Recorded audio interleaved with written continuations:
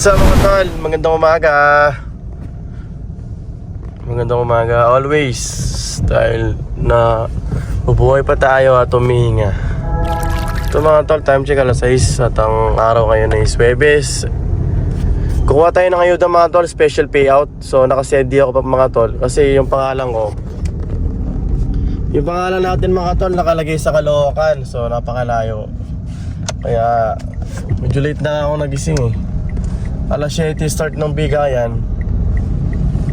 Nagising ako mga 4:40. Galing ako Las Piñas. Nag-senti ako. Binigyan ako first booking mga tol dito. Pinasukan ako alas 5 Medya ng daling araw. Dito BGC, drop ako dito mga tol. Tapos ito may sumunod sa Sedi mga tol. Papuntang ano siya, papuntang St. Luke's. Ayan o.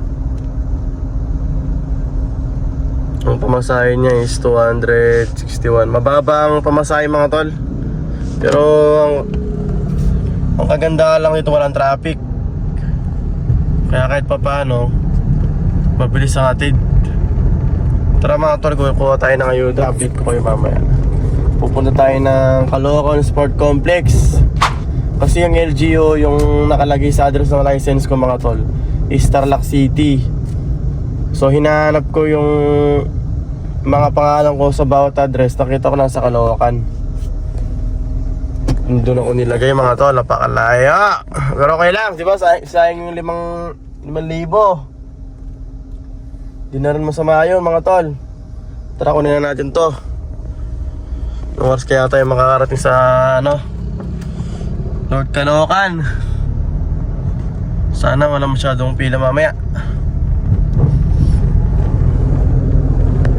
Punta na tayo dun mga tol. 15 kilometers,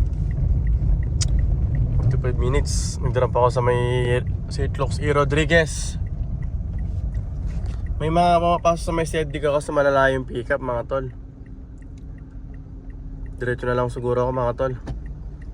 Kota na daw ako sa said destination no? Nakadalawa pa nga lang ako. Aray mo.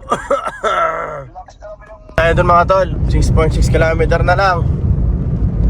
Naalala ko dati nung ilang buwan pa lang ako sa Grab. Dapat pa ako dito eh, meron ako na dinanan dito. Walang booking. Gusto ko na makabalik sa gitna, nakasendi ako pa Manila. Pero hindi ko pa alam ang diskarte nun eh. Ang dinaanan ko rough road na panay putik. Ang sakit ang dinaanan ko, haba pa naman nun. Mga tol, dito ako sa Mindanao Avenue. Kapit na, 23 minutes daw, sabi ni Waze. Kapit na tayo mga tol. Ayun pala yung SM dito, ayun no, dyan yung SM oh. May lang ako nakikita ng ganito ah, ngayon lang ako napadpad dito. Yung kalsada, medyo makipot siya, tapos maraming sasakyan. Tapos magkakatabi mga palengke. Ganyan-ganyan no, tapos may mall, diba? Philippines no? What? Philippines. O diba? Dito na tayo mga pre, lakaran na lang natin. Dala ko na yung ano ko. Ano? Caloocan Sport Complex. I love Caloocan.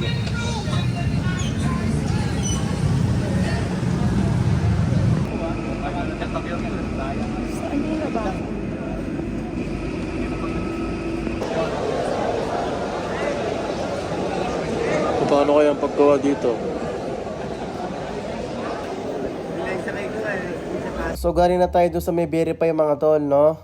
At napansin natin dito mga tol, halos lahat 70% yata o 80% ng mga kumukuha is mali yung naging code mga tol. Yung pangalan sa list mali. Kasi mga tol yung nasa list ko mga tol, yung middle name ko is mali siya. So kailangan ulit pumila para kumuha ng oneness mga tol, para i-correct ng DSWD. Pero yung mga ibang tama yung nasa list tsaka yung sa license nila mga tol, mabilis sila nakakuha. Pero kami, no, tingnan nyo naman, sobrang haba ng pila.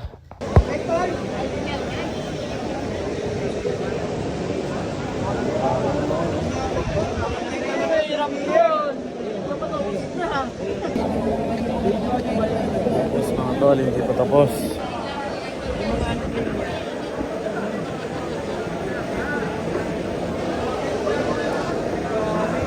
Ana! Aray mo!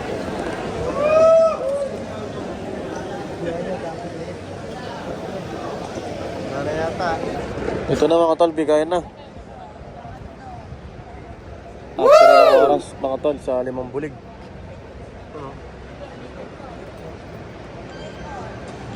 Kasi ganyan na correction mga tol, so kailangan to. Tapos nagbago sila ng isip doon. Kaya rekta na kagad. May panggit na mga tol. Ito. So mga tol, tapos tayo kumuha ng 5,000 dito sa Caloocan mga tol. Pauwi na tayo. Tara, pauwi na tayo. Harap tayo ng makainan mga pare. Kain tayo mga tol.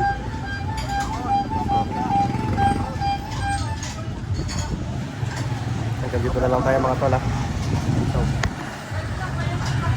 Pagbalik ko sa kotse ko mga tol, dahil nagpark ako sa Glenview Hill mga tol, may nakalagay na sa may bintana ko, overparking daw ako 4 na oras, aray ko. Isa sa mga rason mga tol, ba't hindi ako nag-aatid dito kasi sobrang traffic talaga. Sobrang daming sasakyan, tapos yung kalsada makikipot, kaya nagkakos ang traffic. Kasi karamihan dito mga tol, dinadaanan to ng mga truck. Galing Bulacan mga tol, ginagawa tong daanan talaga mga tol. Daanan talaga ng mga truck to. Kaya traffic, magkikipot yung kalsada mga pa.